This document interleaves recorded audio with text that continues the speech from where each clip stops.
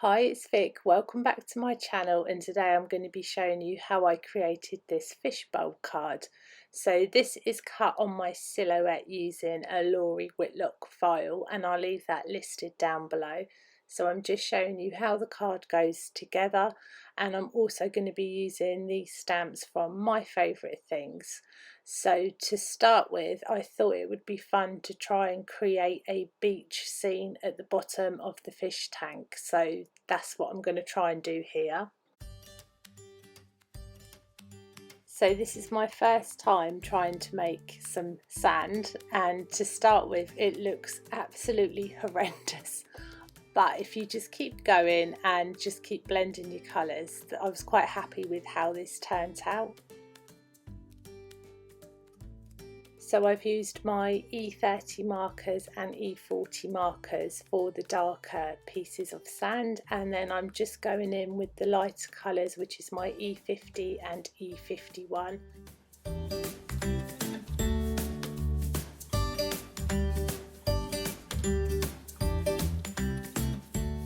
And then to build up the scene a bit more, I'm just going to go and add some more layers in there. So I've got my E43 and I'm using my E51 marker and also my E33 just to try and add a bit more definition to the sand. And as I said, it looks horrendous to start with, and I was going to give up, but I just kept trying to blend the colours together. So I'm just going over this with my E33, and then with my E51 I'm blending the colours down, and I've done this just to try and make it look a bit more realistic. And now I've got my E35 marker and I'm just applying some little dots to the pieces of the sand just to give it a bit more texture and definition.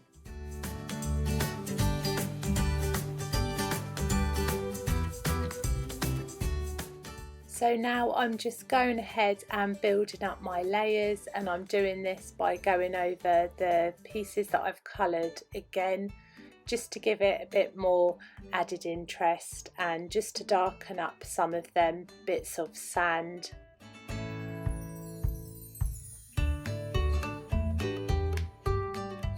And I'm doing the same thing as before. I'm just using my E51 marker just to pull down that colour into the sand.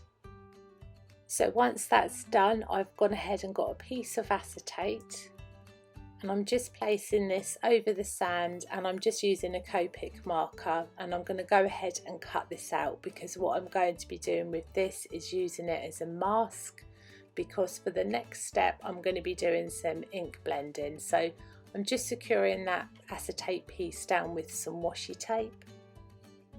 And for my stencil I'm using Create a Smile Stamps Wave stencil, and then I'm also going to be using Distress Oxide in Faded Jeans and Tumbled Glass.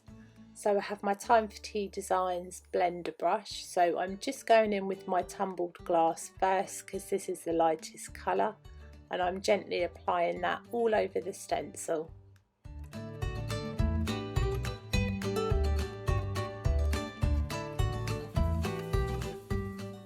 And this is quite a delicate stencil, so I'm still having to just use my finger to hold some of the stencil down.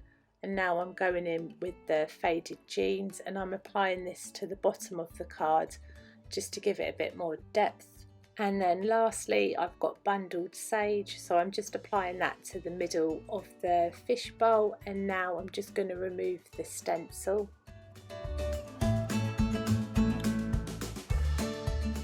And as you can see, that acetate piece worked fine for the mask. So now I'm just going to go back in with the tumbled glass, and I'm just going to apply this to the little white stripes that you can see, just because I wanted it a bit more blended.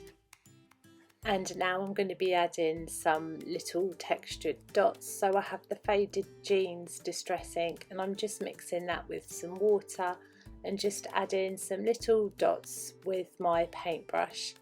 And here you can see how that will look on the actual card. And now I'm just going to move on to my stamping. So I've already gone ahead and stamped and coloured all my other images, but I thought I'd leave the frog on here in case anyone wants to see the colouring. So I've got some light greens that I'm just going to go and use for his face and body.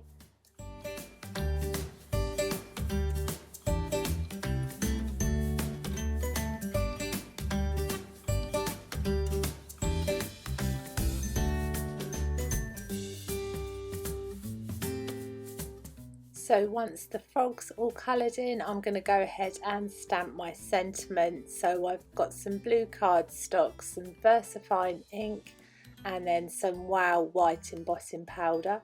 So I'm just going to go ahead and heat set this with my heat gun. And now I've just darkened up the top of that fishbowl with some speckled egg distress ink, and now I'm just applying it around the edges of my card. And then I'm going to go ahead and start adhering the pieces together. So with the silhouette cut file, it cuts out these 3 little dots, which I'm then going to go in with my Copic markers in a minute just to darken them up a little bit. And now I'm going to go ahead and add that little whale and then the little crab, and I've adhered these down just using some foam tape. So now the card's all complete. I love how this turned out, and I loved making shaped cards. I think they're just extra fun. I hope you found the video helpful, and thank you so much for watching. Take care. Bye.